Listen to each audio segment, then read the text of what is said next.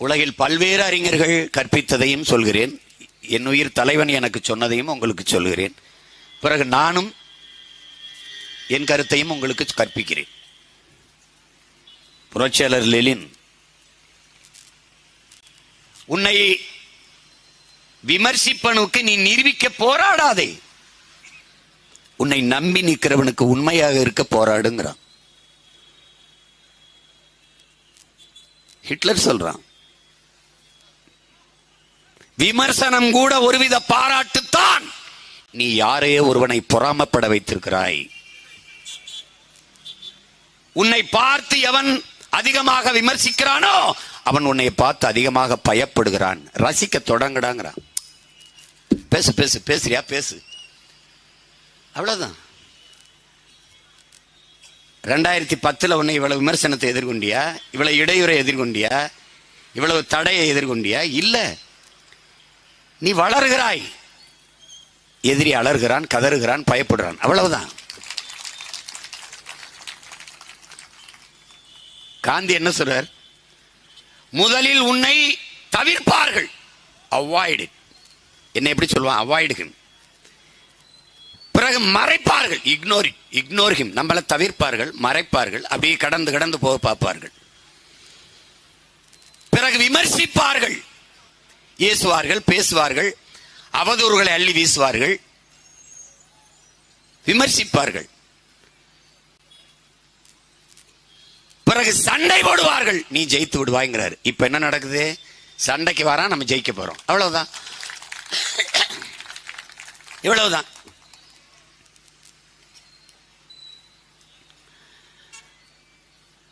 உலகம் முழுமைக்கும் மாபெரும் மேதைகள், அறிஞர்கள் எல்லாம் பார்க்காத அவமானங்களை நம்ம பார்க்கிறோம். சொல்லு, ஒன்றும் கிடையாது. தலைவர் என்ன சொல்றாரு? நான் அவர்கிட்ட 15 வருஷத்துக்கு முன்னாடி அப்படி பேசும்போது இந்த முதிர்ச்சி, இந்த நிதானம், இந்த இதெல்லாம் இல்லை, ஒரு ஆர்வம் தானே. அப்போ அவங்க சரியில்லை, இவங்க சரியில்லை, அவங்கெல்லாம் அப்படி பேசுறாங்கன்னா நம்ம இவ்வளவு போராட்டத்தை, இவ்வளவு போராடிக்கிட்டு இருக்கோம், ஆனா இவங்க இவ்வளவு விமர்சிக்கிறாங்க. அவர் ஒரே வார்த்தை, விமர்சனங்கிறது வெறும் சொற்கள் தானப்பா, நம்மளை காயப்படுத்தும் கற்கள் இல்லையே, இவ்வளவுதான். வெறுங்கல்லை விட்டறிந்தால் தடுப்போம், வைரக்கல்லை விட்டறிந்தால் எடுப்போம்.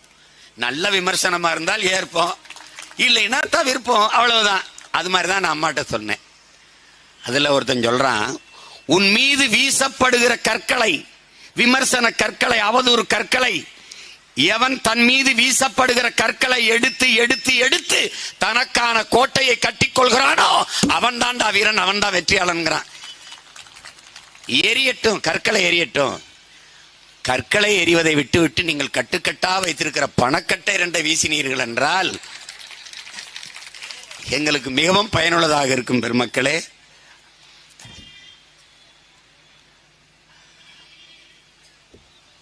அதுல அண்ணன் உங்களுக்கு சொல்ல விரும்புவது மிக எளிதானது. வேர்க்காமல் விளையாட முடியாது, விமர்சனம் இல்லாத வளர முடியாது. இதை நீங்க உள்வாங்கிக்கணும். 2வது, விமர்சனத்தை தாங்க முடியாதவன் விரும்பியதை அடைய முடியாது. அவதூறுகளையும் அவமானங்களையும் தாங்கிக் கொள்ள முடியாதவன் அற்ப வெற்றியை கூட தொட முடியாது. நான் உனக்கு ஒரு சீன ஞானி சென் துறவி, அவனுக்கு கோவமே வராது. இவனை எப்படியாவது கோவப்படுத்திடணும்னு ஒருத்தன் வந்து இன்ன பேச்சுன்னு இல்லை, தெரிச்சண்ட அளவுக்கு பேசுறான். நீ அவனாடா இவனாடா, நீ அயோக்கிய பய, உனக்கு என்ன பேசுனா, நீ மானம் இருக்கா, ரோசம் இருக்கா, சூடு இருக்கா, சொரணை இருக்கா. எப்படி நம்ம என்ன பேசினாலும் திமுக காரங்களுக்கு வரலையோ அது மாதிரி அந்த செந்துறவிக்கு வரல. அவன் பாட்டுக்கு உட்கார்ந்துருக்கான். இவன் ரொம்ப நேரம் பேசிட்டு நாக்கு இதாகி வறண்டு வார்த்தைகள் திக்குது, திணறுது. அந்த சென் துறவி தண்ணி எடுத்துட்டு வந்து கொடுக்குறாரு. குடிச்சிட்டு திட்டுறான்றார், அதான் அதுக்கு அர்த்தம். அவ குடிச்சிட்டு மறுபடி இவ்வளவு திட்ட, வெக்கம் கட்டு மானம் கட்டு எனக்கு தண்ணியை கூட அந்த அப்படியே இது பண்ற. கடைசி அவன், என்னடா உனக்கு ரோசமே இல்லை, கோபம் வரல. எனக்கு ஏன் கோபம் வரணும்? ஒரு பொருளை நீ கொடுத்தா, நீ கொடுத்தினா நான் வாங்கணும், வாங்கினாதான் அது ஏன் பொருள். நீ பேசினதை எதையுமே நான் வாங்கலையே, நீ ஒன்னே தான் இவ்வளவு நேரம் திட்டிக்கிட்டு இருந்த. அதுக்கப்புறம் அவன் அவமானத்தில் தலை குனிஞ்சு திரும்பி போனான். வீரத்துறவி விவேகானந்தர் கற்பித்ததை நினைவில் வைத்துக் கொள்ளுங்கள் என் உடன் பிறந்தார்களே. ஒருவன் உன்னை புகழும் போது காதை பொத்திக்கொள், உன்னை இகழும் போது உன் வாயை பொத்திக்கொள்.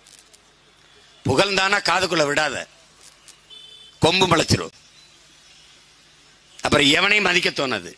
நீ எல்லாம் எப்படா அந்த கட்சிக்கு? நான் யார் தெரியுமா? நான் மேடையில் ஏறினா எவ்வளவு கைதட்டு வந்தேன், என் பேச்சுக்கு எவ்வளவு லைக் இருக்கு தெரியுமா? நிறைய லைக் இருந்தவனா இப்போ எங்கே இருக்கான்னு தெரியல. புரியுதுன்னு நினைக்கிறேன். அவர் சொல்றதுதான், உன்னை இகழும் போது வாயை பொத்துக்க. இல்லைன்னா என்ன பண்ணுவ? அசிங்கசியமா நீ பேசி, அவனுக்கு நீ பேசி உன்னுடைய தரத்தை கெடுத்து நீனும் கவலைப்பட்டு நிற்ப. பேசாத. இதுதான் இந்த கோட்பாட்டை உள்வாங்கிக்கணும் என் பிள்ளைகள். மிக பண்பாட்டோடு மிகுந்த நாகரிகத்தோடு நாம் தமிழர் கட்சி பிள்ளைகள் அவ்வளவு கண்ணியமாக நடந்து கொள்வார்கள் என்று நாம் நிரூபிக்கணும், வாழ்ந்து காட்டணும். அப்பதான் வருங்கால தலைமுறை நம்மளை போற்றும் கொண்டாடும். தலைவரை எதிர்த்து போரிட்ட சிங்களப்படை இராணுவ வீரர்கள் கூட, தளபதிகள் கூட புகழ்கிறார்கள் என்றால் அவரை போல ஒரு வீரம் இல்லை, அவனைப் போல ஒரு ஒழுக்கமான தலைவன் இல்லை என்று சொல்கிறார் என்றால் காரணம் தான். பன்பராக்கு இல்லை, சிகரெட் இல்லை, புகையிலை இல்லை, தேநீர் இல்லை, மது இல்லை. என்னை சொல்றாரு, அந்த அந்த காட்டுக்குள்ள 2 பேர் தான் என்னைய போடான்னு பேசியிருப்பாங்க. ஒன்று எங்கள் அண்ணன் பொட்டம்மான், இன்னொன்று எங்கள் அப்பா தமிழேந்தி, ரஞ்சித் அப்பான்னு சொல்றது தமிழேந்தி. 2 பேர் தான். டே அப்படிலாம் இல்லடான்னு. எங்கள் அண்ணன் முன்னாடி அவங்க 2 பேரும் பேசுறது எங்கள் அண்ணன் கஷ்டமா இருக்கும். போடா வாடான்னு தம்பி பேசுறாங்க. எங்கள் அண்ணன் யாரையும் பேச மாட்டாங்க, என்ன இல்லை யாரையும் பேச மாட்டாங்க. விளையாட்டுக்கு கூட நான் என் நண்பர்களை படிக்கும்போது தள்ளிவிட்டதில்லைங்கிறார். இவர் கையில துப்பாக்கி கொடுத்தவன் எவ்வளவு பெரிய யோக்கியனா இருப்பான் பார். ஒருவனை கூட தன் வாழ்நாளில் போடாவாடான்னு பேசினதில்லை. தன் நெருக்கமான வகுப்பு தோழரை கூட போங்க வாங்கன்னு தான் பேச. அப்படிப்பட்ட பண்பாளனின் பிள்ளைகள் நீங்கள் என்பதை கவனத்தில் வைத்துக் கொண்டு, உங்களுக்கு சொல்றதுக்கு எனக்கும் தகுதியும் உரிமையும் இல்லைதான். நானும் கோவப்படுறேன், நானும் திட்டுறேன், வைக்கிறேன். ஆனால் நானும் என்னை நான் செதுக்கிக்கிறேன். எப்படி செதுக்கிறேன்? பனைமரம் எப்படி தன் மட்டையை கழிச்சு கழிச்சு பனை ஆகுதோ அப்படி செதுக்கி செதுக்கி நம்மளை நாமே செதுக்கிட்டு வரணும். ஏன்னா நம்மளை செதுக்க ஒருத்தன் இல்லை. அதனால இதை மறந்துருங்க, இதோட மறந்துருங்க. அதிகபட்சம் இது 3 நாள் ஆட்டம் இந்த விக்கிரவாண்டியில். எல்லா வன்மத்தையும் கோபத்தையும் வெறியையும் தேக்கி வச்சுக்க. 26 ஆடுவோம். கையில காலில் எல்லாத்திலையும் சலங்கையை கட்டி வானுக்கும் பூமிக்காம தெரிக்க விட்டு ஆடுவோம். ஒன்னும் கவலைப்படாத. படையை பெருக்கு, தடையை நொறுக்கு, இனத்தின் விடுதலையே இறுதி இலக்கு. ஒருவர் 10ஆவோம், 10 100ஆவோம், பகைவர் நடுங்கும் படையாவும். இது இதய சுவற்றில் எழுதி வைக்க வேண்டிய கோட்பாடு.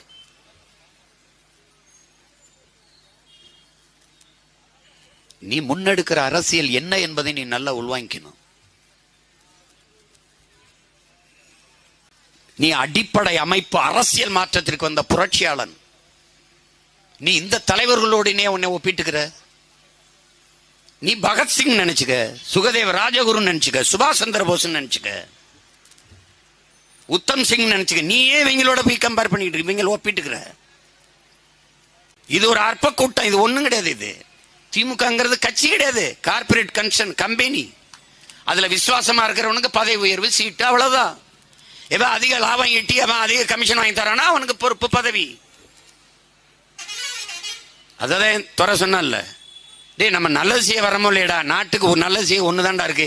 இவங்களை ஒழிச்சுட்டா நம்ம இல்லைன்னா கூட நாடு அவங்களே நல்லது நடந்துரும், நாட்டுக்கு நடந்துரும். திமுக அந்த நச்சு மரத்தின் வேற வெட்டி நீ சாய்க்காம இந்த நாட்டில் நல்ல அரசியல் உருவாகாது, நல்ல ஆட்சி அமையாது. அதிமுக வில்லன் இல்லாத படத்துல ஹீரோக்கு என்னடா வேலை? ஒண்ணும் கிடையாது. படம் தொங்கி சொம்பலாரு, ஒண்ணுமே இல்லைங்க, ஒரு விருப்பம் இல்லைங்க, ரொம்ப அழகா இருக்குங்கன்றான். ஒண்ணும் கிடையாது.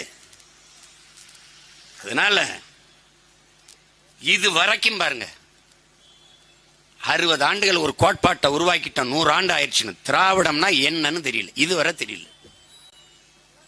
ஆரிய மாயை என்றார்கள், அதை விட கொடிய மாயை திராவிட மாயை. ஒருத்தனுக்கும் ஒரு விளக்கம் தெரியாது, ஒன்னும் தெரியாது. கடைசியா திராவிட மாடலினுடைய தலைவர் நாயகன் நமக்கு சொல்லுது, திராவிடம் என்றால் என்ன என்று கேட்கிறார்களே அவர்களுக்கு சொல்லுவேன், இந்த கல்யாணம் தான் திராவிடம், கல்யாணம் தான் திராவிடம்டா.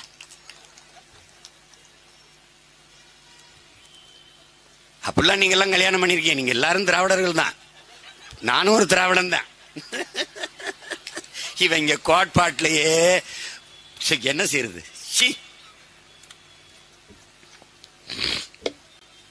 உட்காரு உட்காரு, ஒரு சின்ன தூரலுக்கு எந்திரிச்சு போற, ஒரு மலைக்கு எந்திரிச்சு போற, கொட்டி விழுந்த குண்டு மலையில ஓடாம நின்ன இனத்தின் மக்கள்ல நீ ஒரு குளிர் மலைக்கு நகர்ற. கேவலம் கேவலம். டேய், நனஞ்சா நெல்லு முதக்கி எள்ளு முதக்கி வெங்காயம் முளைக்கி, நீ ஒன்னும் முளைக்க மாட்டா. உட்காரு உட்காரு, சும்மா ஏதாவது பேசிட்டு. புல்லு கூட முளைக்கி, நீ எங்க முளைக்க போற? நனைடா, மலைய ரசிடா. அப்புறம் வெறுத்து போய் கொடையை பிடிக்கிறது, சன்னலை சாத்துறது, இது பண்றது அது பண்றது. அப்புறம் மழையே இல்லப்பா, மழையே பெய்யலப்பா, மழை சோறுகிறது, முளைப்பாரி போடுறது. எங்க எல்லாம் மலைச்சோறு திங்கிறது. நாங்க எப்படி சோறு அப்படி உருட்டி உருட்டி அப்படியே சாப்பிடுறதுக்கு, அப்படியே சாமியை கும்பிட்டு சாப்பிடுறது. தொண்டைக்குள்ள போய் விற்கும் போது மாதிரி எங்களுக்கு தண்ணி அப்படி சாமி மனசிறங்கி மழை பெஞ்சு தண்ணி கொடுத்துருமா, அதெல்லாம் பண்றது. ஆனா மழை பெஞ்சா கொடையை பிடிச்சிருது, தண்ணி நனைடா, ஒன்னாக போறதுல. உட்காரு உட்காரு, பேசாம பேண்ட் சட்டை போட்டிருக்க, நீ ஏந்திரிச்சு போற, புடவை கட்டிருக்க, அக்கா தங்கச்சி எல்லாம் உட்கார்ந்து இருக்கு, வெக்கமா இல்லடா உனக்கு? என்ன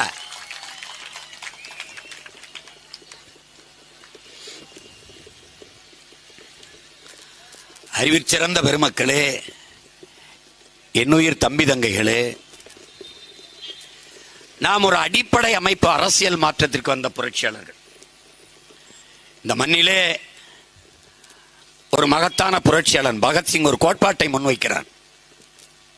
பாலுக்கலாத குழந்தை, கல்விக்கு ஏங்காத மாணவன், வேலைக்கலையாத இளைஞன், இதுதான் என் கனவு இந்தியா என்கிறான். அவன் முன்வைத்த முழக்கம் அடிமை இந்தியாவில். ஆனால் விடுதலை பெற்ற 76 ஆண்டுகளில் இன்னும் அந்த முழக்கத்திற்கான அறிவார்ந்த தமிழ் சமூக தம்பி தங்கைகள் சிந்திக்கணும். எந்த மாறுதலும் வரல. இன்னும் பாலுக்கழுகிற குழந்தை, கல்விக்கு என்கிற மாணவன், வேலைக்கு அலைகிற இளைஞர்கள் பல கோடி கணக்கில் தெருவில் இருக்கிறார்கள்.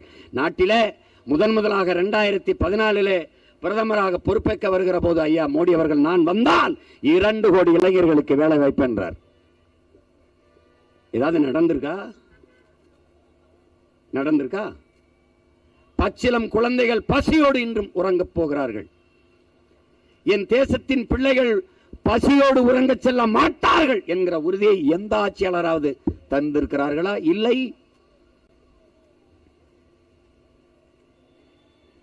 அப்புறம் வளர்ச்சி பத்தி நீ ஏன் பேசுற? உனக்கு வளர்ச்சிக்கு என்ன சம்பந்தம் இருக்கு? என்ன சம்பந்தம் இருக்கு? எண்ணியல் India, digital India, digital India develop. நாங்கள் வல்லாதிக்கமாகிறோம், வல்லரசாகிறோம். கேட்கும்போது இனிக்கும், ஏதோ வல்லரசா. ஐயா விஜயகாந்த் படம் வல்லரசு தான், அது பார்க்க நல்லா இருக்கும் அந்த படம். ஆனா இவங்க படம் ரொம்ப கேவலமா இருக்கும். ஒரு பின்புலமும் இல்லாமல் அரசியல் செய்ய நம்ம வந்ததே, அதுவே வரலாற்றில் பெரும் புரட்சி தான், மாற்றம் தான், வெற்றி தான், வெற்றி தான். இவர்களால் தனித்து நிற்க முடியாது, அதிலே தோத்து விட்டார்கள். பிறகு காசு இல்லாமல் பணம் இல்லாமல் தேர்தலை எதிர்கொள்ள முடியாது, அதிலே தோற்று விட்டார்கள். நாம் தனித்து நிற்போம், ₹1 காசு இல்லாமல் மக்களோடு களத்திலே நிற்போம். அதில் நமக்கிடையாளவர்கள் இந்திய பெருநிலத்திலே நாம் மட்டும்தான். அப்ப நாம தான் வெற்றியாளர்கள், நாம தான் வெற்றியாளர்கள். இதெல்லாம் விட 8 விழுக்காடு 16 ஆகும், 16 36 ஆகும், 36 42 ஆகும், நாடு நமதாகும். அதில் நடக்க தான் போகுது.